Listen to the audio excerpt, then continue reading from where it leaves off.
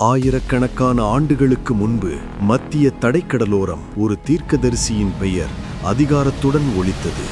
அவன் பெயர் யோனா. தேவனின் வார்த்தையை மக்களுக்கு அறிவிக்கும் புனிதமான பணி அவனுடையது.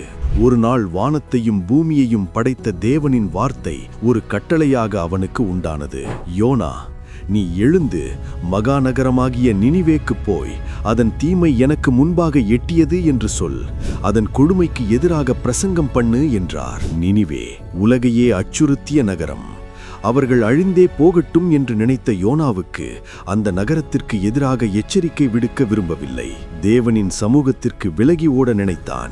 நினிவேக்கு நேர் எதிர் திசையிலுள்ள தர்ஷீசுக்கு தப்பியோட கப்பலேறினான். ஒரு மனிதன் தேவனின் கண்களுக்கு மறைவாக ஓடிவிட முடியுமா? அந்த பெரும் கடலில் அவனுக்காக காத்திருந்த பேராபத்து என்ன? அடுத்த பாகத்தில் பார்ப்போம். இப்போதே சப்ஸ்கிரைப் செய்து காத்திருங்கள்.